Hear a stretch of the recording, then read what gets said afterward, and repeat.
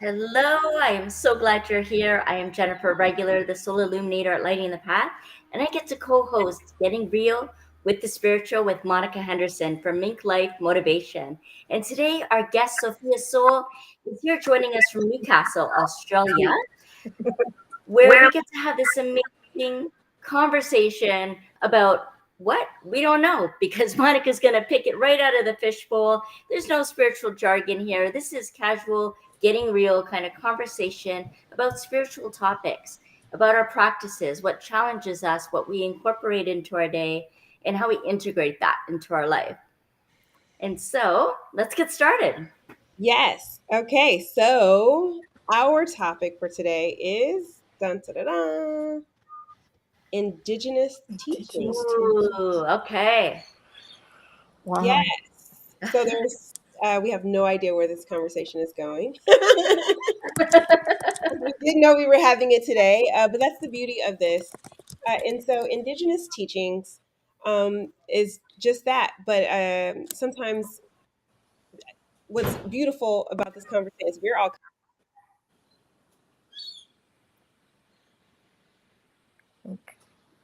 Monica's lost her sound a little bit there, so I'll just share that Indigenous teachings is our topic for today. It's really interesting for me because I am Canadian with South African roots. So Indigenous for me would be like African shaman kind of teachings, and Sophia's in Australia, so like the Aboriginal teachings there, and then Monica's in California. So then there's the Native American teachings as well. And we have that in Canada too. So this is going to be an interesting topic today. Monica, Yeah. are you back with us?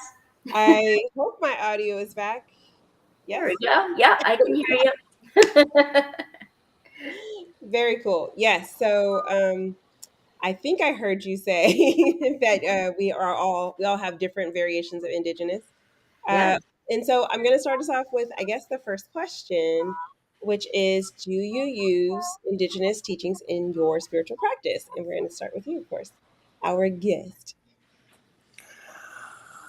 Do I use Indigenous teachings? I think if you go back to the beginning, and I can't even say the beginning of Indigenous times because it always has been. Do I use Australian Indigenous practices in my teachings in my practices? Probably not, because I don't know enough about them, right? But for me, Indigenous is connecting with one, connecting with the universe, connecting with nature. Because that to me is the same with all cultures, wherever you are. Right? And that I use very much in my practices. Yes, love it. Just being at one with nature and going out and connecting with the plants, with the trees, with the animals. Yes, that part of it. Absolutely. What about you, Jennifer? Yeah, well, hearing Sophia talk, it just reminds me of the sacredness, of our deep connection with all our relations and all of creation, too, right? And how much they can teach us. For Indigenous teachings, I love Native spirituality. I have a really strong kinship with Native spirituality, but I'm also really conscious of, especially these days, of cultural appropriation. And so it's a little tricky now because you don't want to do the wrong thing or offend anyone, and you want to have such a deep respect for the teachings.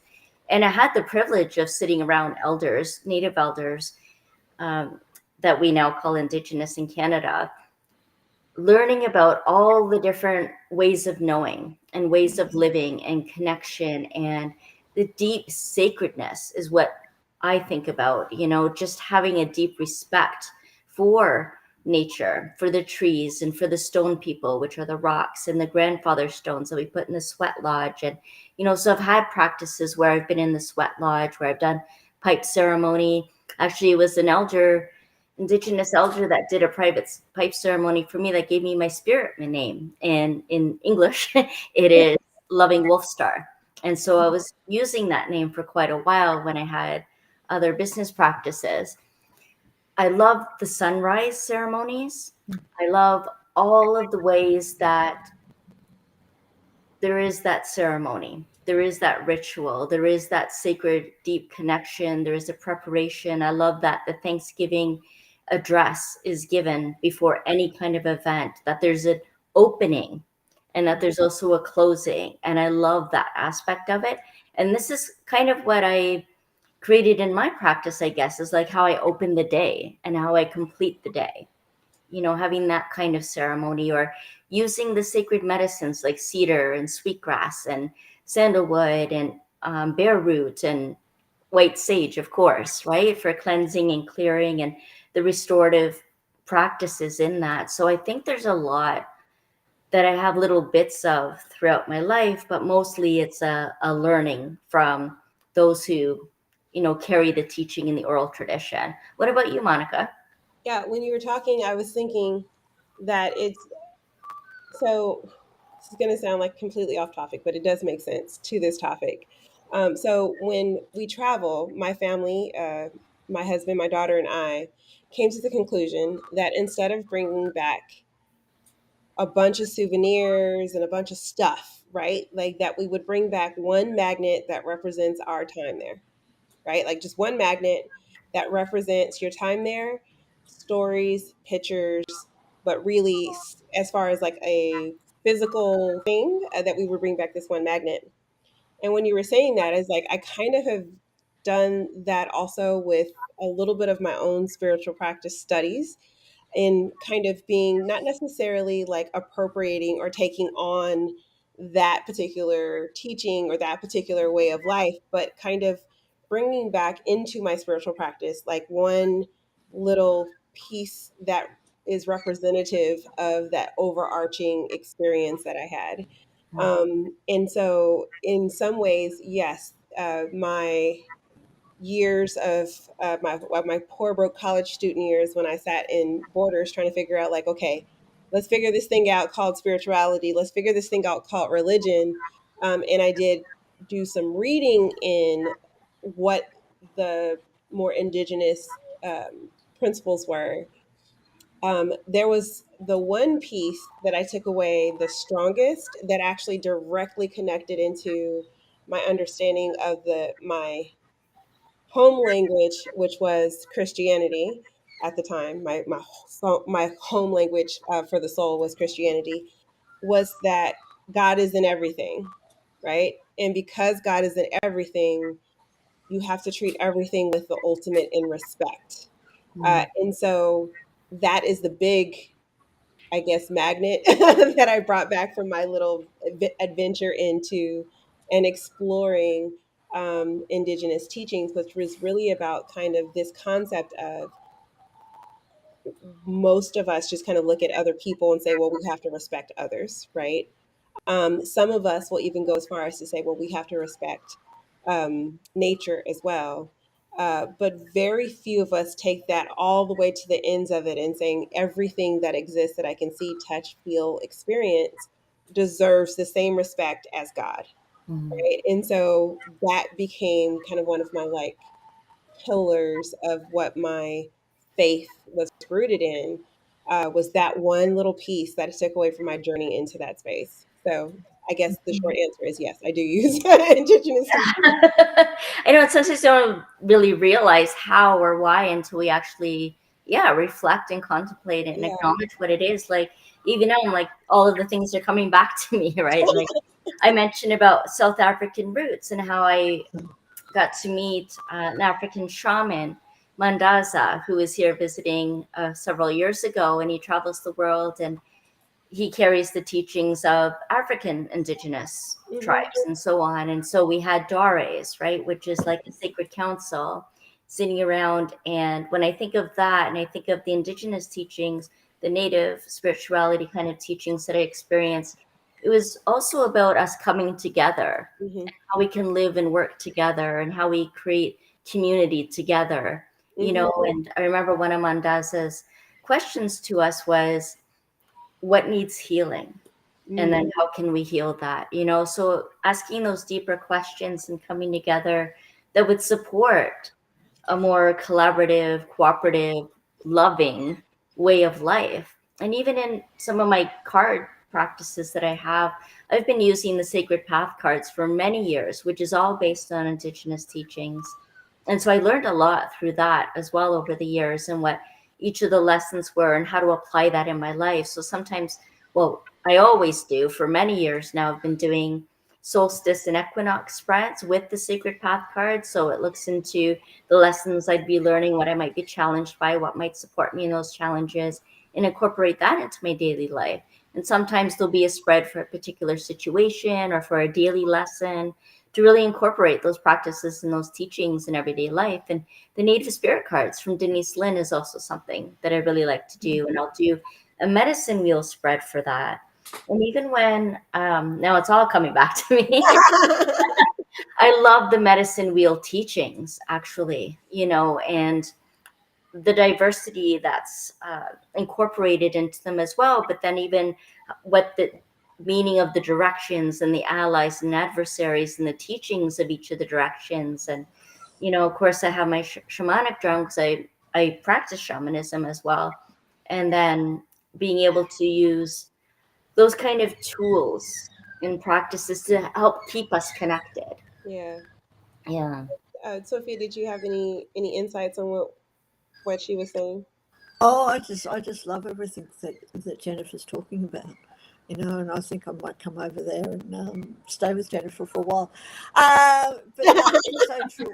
It's just getting back into nature, and for me, and I, like you don't think of because I rise before the sun, Mm. and an Indigenous practice in all cultures, and the sunrises and the sunsets, and taking that energy of the beginning of the day, and then also the energy of the end of the daylight that we know it of, and really using that in our time, in our daily time schedules, because it makes so much sense.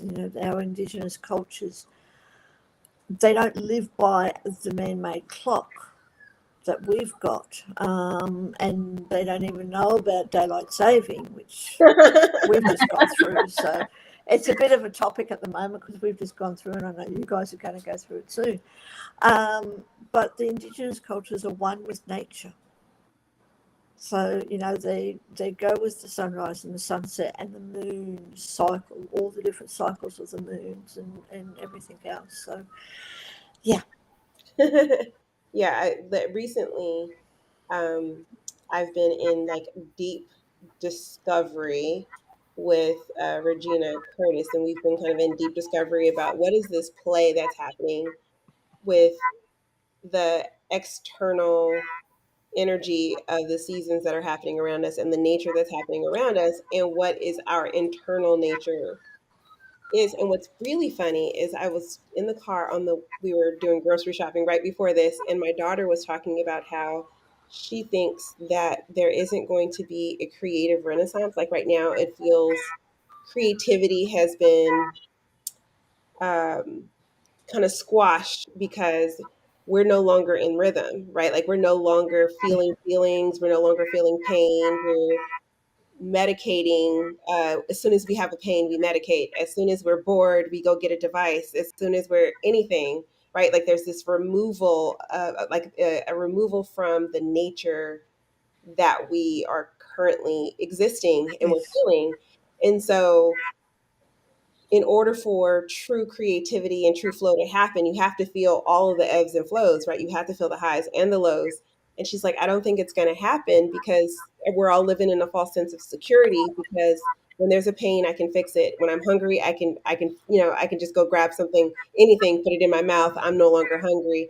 If I feel my feelings bad, there's a substance there to help me avoid it, right? And so since I don't have to feel any of those things, I don't get any of the full beauty of humanity. And Yeah. therefore creativity is starting to wane. And she's like, I don't think we're gonna get any good music. Oh, we no. were it was specifically about music is the conversation we were having, but she's like, I don't think we're gonna get any good music because no one's really living life. And I would have thought that the pandemic would have caused enough angst in us to be able to kind of push that creativity forward.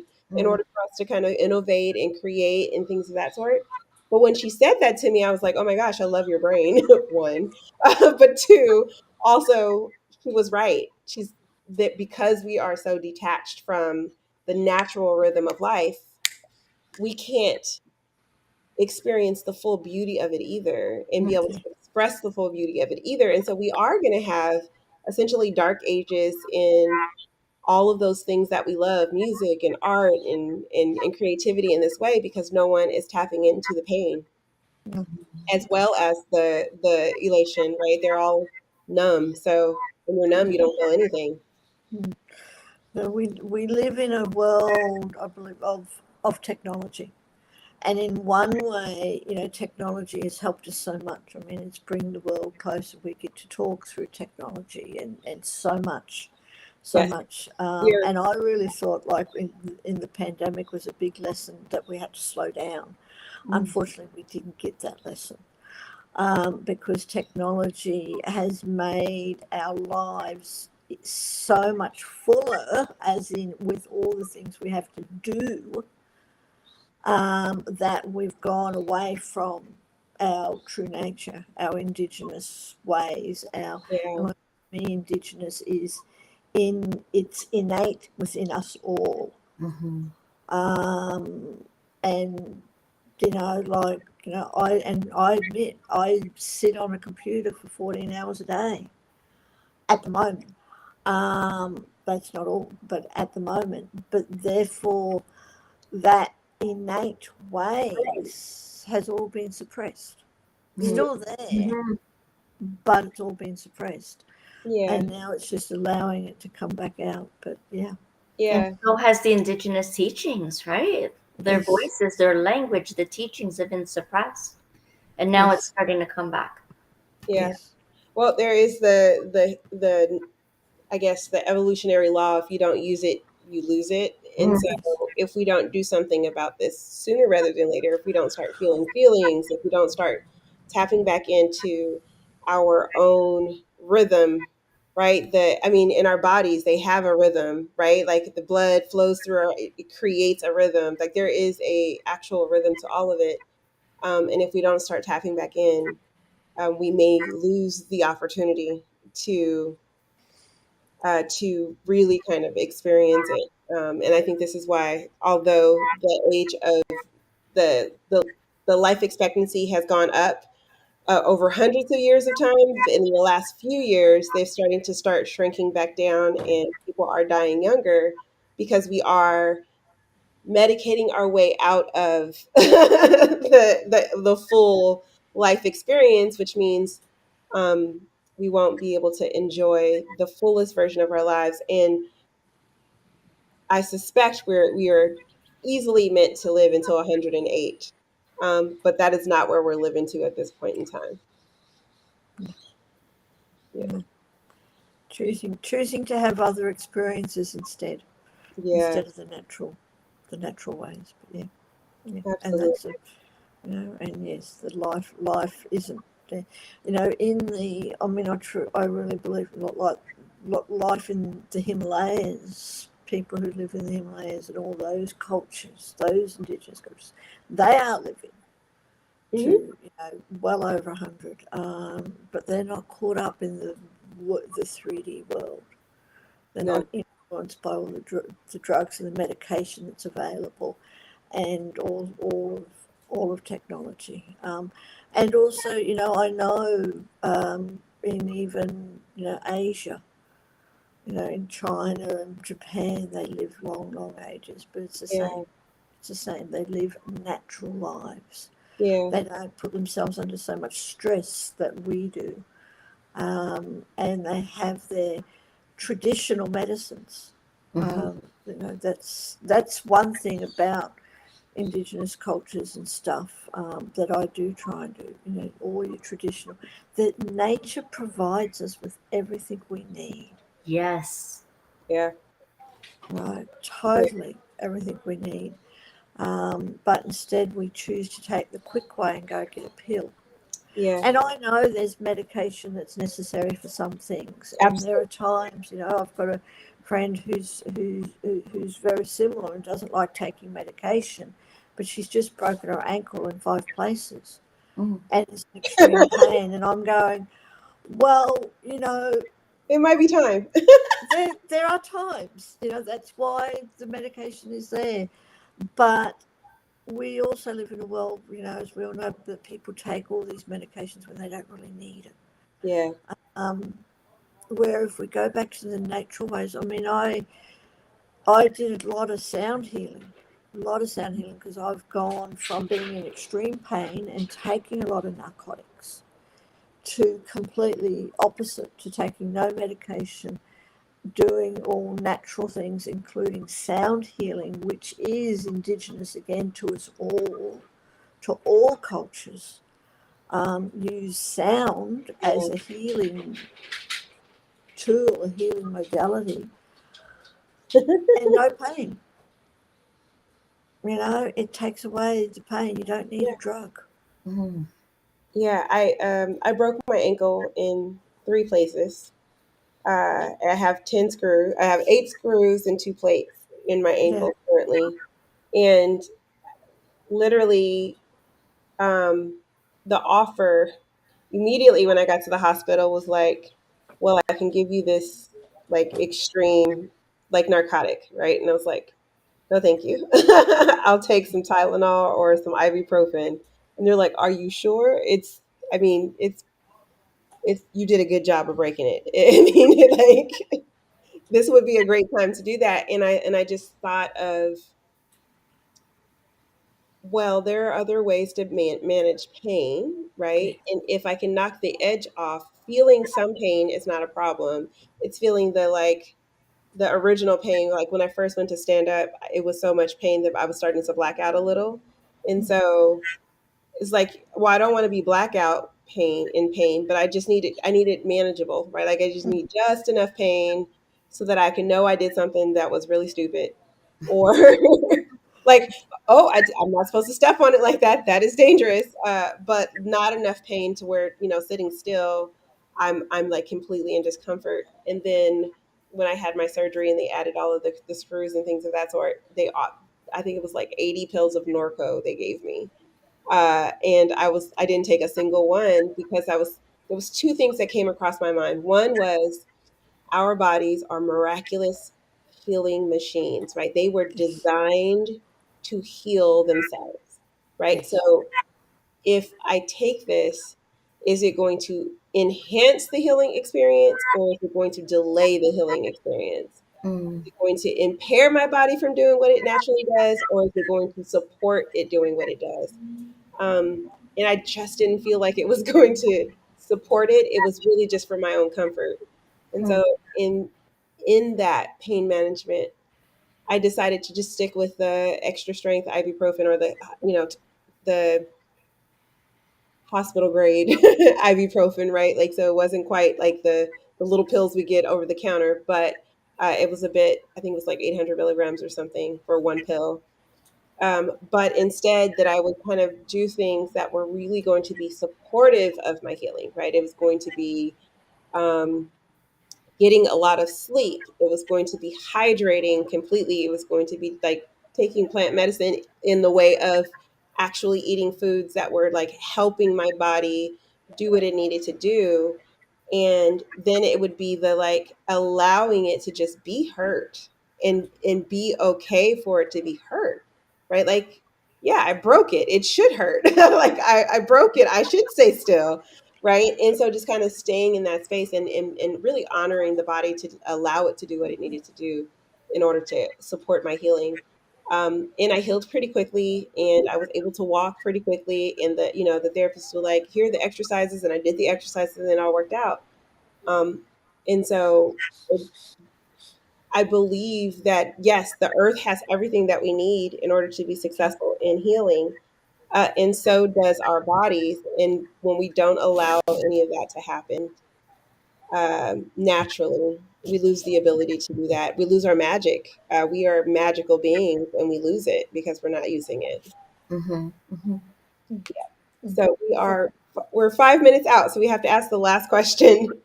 I'm sure we could talk all day. Sure, we could too. But my last question is, how would what advice would you give, or how would you encourage someone to add Indigenous teachings into their spiritual practice? For me, it's really it really goes down to the choice that I to the life that I live, and that's my like the choice, the way that I want to live. I can choose to live in this 3D world, right? As in getting caught up in technology and all of life and allowing life to affect me, and therefore probably living a pretty stressful life Mm-hmm. and not a real happy life because it's just the same thing every day. Um, Absolutely. Or I can choose that I want something else. Mm-hmm. And then that's finding what practices suit me, wherever they're from, whatever they are, whether it's rising before the sun or sleeping just after the sun, whether it's native or natural medicines that the earth gives us, or whatever practices that really help me. So it depends on how do I want to live my life. Mm-hmm. That's what it really comes down to me. And I ask myself that every day. Mm-hmm. How do I want to live today? Not for anyone else, but for me. For you. I love that. That's so good. Yeah. And that's the biggest thing. That's good. I hear choice. You Yes. have a choice. I love Yes. it. Okay, Jen, what about you? I'm a huge advocate of spiritual wellness, so I'm going to go there with my answer, and that's really to get to know and understand, and if you're already familiar, then more deeply understand your indigenous culture, Mm, your ancestry, what is common in your customs and traditions of your culture and ancestry. What are the teachings that, like you said, Monica, that support your health and well-being? mm-hmm. Are the traditions in food and celebration and the coming together and community? What kind of cultural conditions support that? Right. So learning about what those are, because I think that having that kind of understanding and deeper connection to that knowledge and that wisdom can really support how we live our life and in the way that we can actually thrive in it, because that's true and natural for us. It's Yeah. in our blood, you know? What Yeah. do you, Monica?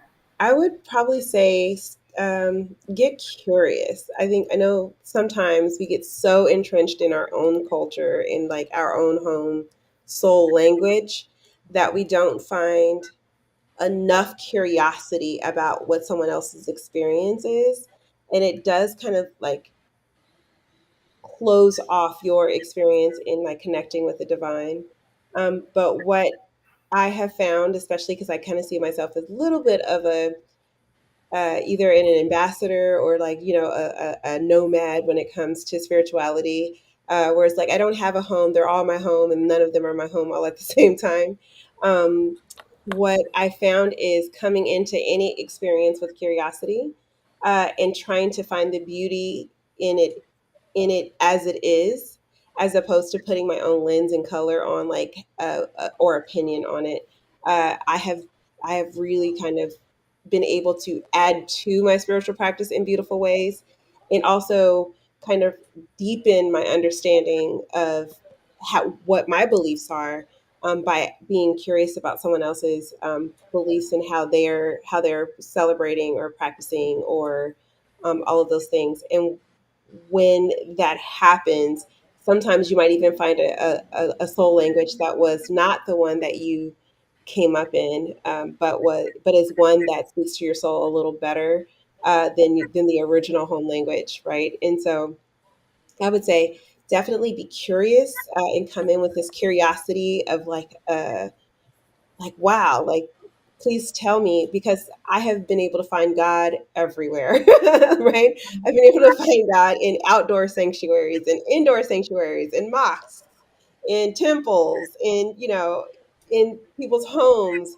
in rock songs, if you're open enough to finding your creator everywhere, you will see that your creator is everywhere, which is very much an indigenous teaching. So, with that, this has been a fantastic conversation. Thank you so much, Sophia, for being a part of this conversation with us. Thank you. Thank How you, can people Sophie. find you? Sacredyou.love. Oh, Basically, sacred you, as in you, the letter U, sacred you, the university, whatever, sacred you dot love. oh, love it. We will make sure we add that in the notes as well. Thank you. Thank you, Jennifer. Did you have any last thoughts or anything you needed to add before we go? Oh, I just love seeing people's comments, what indigenous means to them, what are some of their teachings, and what you related or didn't relate to in this conversation. I'd love to hear that in the comments. Yes. And Mm. in final, I know we're over just a little, but in my final thought, I would say just check out the show notes or the caption to this post, as there is a link to be able to keep it real with the spiritual by coming and hanging out with us in our meetup. It's every Friday at 1 p.m. Pacific time. And it'll allow you to share what you are doing in your spiritual practice and hear what others are doing in theirs, so that you can have a sacred communion and share, take what works for you, give away what doesn't, and really kind of deepen your spirituality in a loving, secure hug of a group. So with that, we want to say thank you for getting real with the spiritual. We'll see you next time. Thank you. Thank you. Thank you.